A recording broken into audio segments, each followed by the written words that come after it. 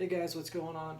Just wanted to show y'all some similarities between astrology and music. I have my piano over here. I can't have it in front of me because I don't know how to set it up in that way, but we can take a look at some simple things, okay? Obviously, these are the 12 signs of the zodiac. I tried to do color coding to make it a little easier because there's 4 elements. You know, Aries, Leo, Sagittarius are fire signs, a little more energetic and outgoing. Taurus, Virgo, Capricorn, really skeptical of things and very practical. Gemini, Libra, Aquarius, those are the air signs. They like to talk and communicate ideas more. And Cancer, Scorpio, Pisces are the water signs, all more emotional and more intuitive and don't use logic as much to experience life. Anyway, a lot of us have a lot of combinations of these, so you're not just one sign. Like I'm an Aquarius, for instance, but I have 3 planets in Pisces, so it makes me more emotional than some Aquariuses. You know, and just a lot of little things like that. But anyway, let's just put the 12 notes on top of it. Okay, so if we do Aries, we'll start with C. So we know that the C major chord, well, the C major versus C minor, you're going to see what the main difference is in this video. C, D, and E. See how C and E are the same element? Aries and Leo, which are fire signs. So let me play those 3 notes on the piano. C, D, and E.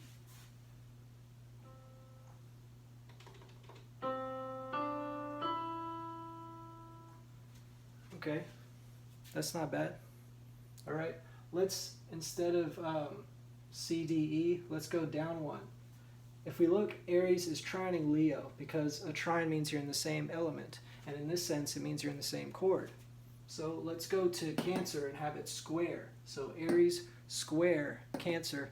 Let's see what that sounds like. C, D, D sharp. This is a minor chord.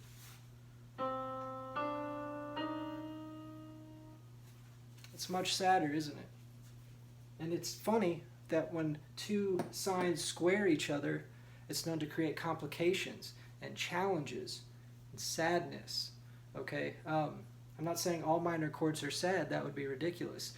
Just in the same way that all Aries and Cancers don't always not get along. It's just there are some challenges between their personalities. Okay? So astrology, 12 signs, corresponds to music, which is the 12 notes. Okay? There's a harmony of the spheres, as Plato talked about in his writings. And of course, most of the good stuff's been lost. But it's the same for each thing. So let's test out D.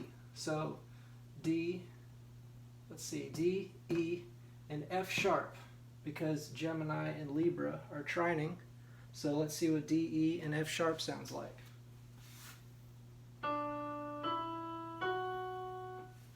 Okay, sounds somewhat happy, but now let's square it. So D, E, and F, because Gemini and Virgo square each other, so there's challenges. Let's see what that sounds like. D. It's that minor chord again, okay? It's not as happy as a major chord, and that's my basic lesson I want to get across to you. I know there's 100 million more secrets that tie this kind of stuff together, but I want these to kind of be intro videos to kind of just say, huh, I never thought of it or saw it or looked at it that way, literally. I've already made a video about this, but not on the whiteboard and all that stuff, and I just want to kind of show off my whiteboard skills. Do you like it? Yeah, it's pretty shitty, huh?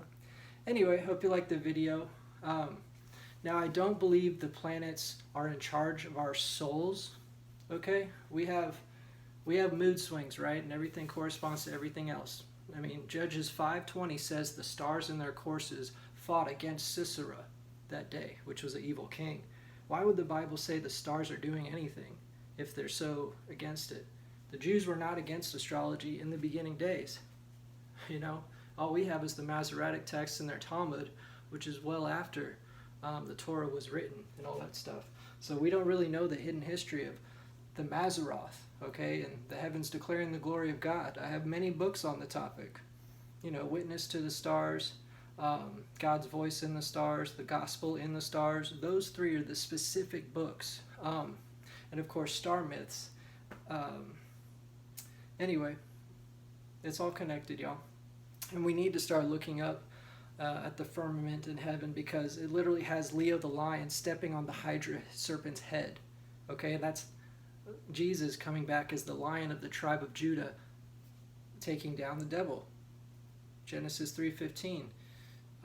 My heel will wound the head of the serpent, basically. Okay, and then of course Virgo is the virgin birth, and that's why it's an M for the Virgo, because it signifies Mary, the virgin. And on the opposite side was the age of Pisces messianic fulfillment, Jesus. If you look at Jesus' birth chart, which I believe is -4 BC, late February, about 5 different planets are in Pisces.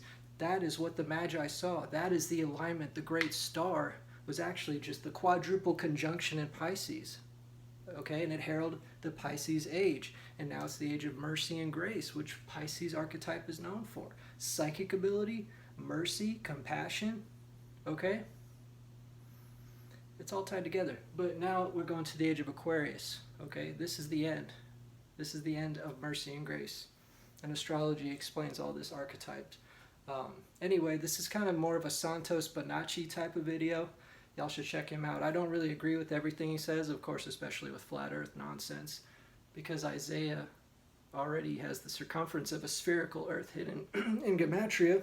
So anyway, that's a totally different topic. I've already talked about the nonsense of that. But astrology, yeah, astrotheology, the true hidden secrets of the Bible are completely tying the stars into it. And if you don't know, the book of Mark is also completely one big astrological archetype.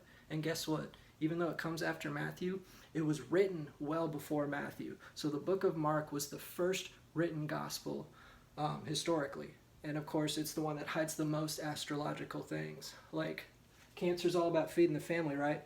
At the exact point of Cancer in the story, it all goes in order. Jesus is feeding the people. And then during the chapters of Leo, it talks about how can a man have the world and save his soul at the same time, because it's about ego. Okay? And then during Scorpio, he talks about someone will betray me. And that's the scorpion sting, the kiss of death. The Scorpio sting is the kiss. That's what it's called.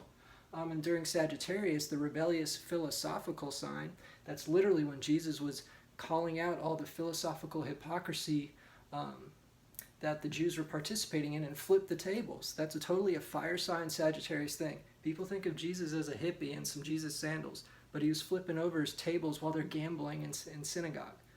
Okay, and then during Capricorn, people ask, by what authority do you say these things? And guess what Capricorn is about? A dictatorship, authority, rules, and discipline. Okay, here's the most obvious one. Mark 14:13, you'll see a man bearing a pitcher of water. Go and follow him. And then they have the Last Supper, which represents the end times. And then he talks about the end times during the Aquarius section of the book of Mark. And then guess what? Pisces, obviously, is death and all that. Guess what the color of Pisces is? Known to astrologers well before the Bible was written. The color of Pisces is purple. And so they put on a crown of thorns on his head to mock him and gave him a purple robe. Okay, and then he was resurrected. And Pisces is the most psychic sign and has to do with spiritual stuff. Okay, it's all tying together. And during the very beginning, Aries, that's when Jesus said, do this, do that. This is what's going on. We got to get this done. This is the word, which is very Aries. So a lot of Aries archetypes in there. And then Taurus, it's all about the earth and being practical and agriculture. And that's what that section of the chapter talks about as well. Lastly, Gemini, it literally says in the Gemini section, he sent out his disciples 2 by 2 to spread the word. And what is Gemini? The twins who gossip all the time. And what are they gossiping about? The gospel. Everything is tied together. Okay, and then we go back to Cancer, where he fed everyone. You know, it's really interesting. What did I skip? Libra? Libra, he talks about the law. He literally starts talking about the law versus grace and how we're getting the scales of law wrong. Okay, so the book of Mark hides this stuff. I have plenty of books on that. Well, actually, just 2, but a lot of internet sites.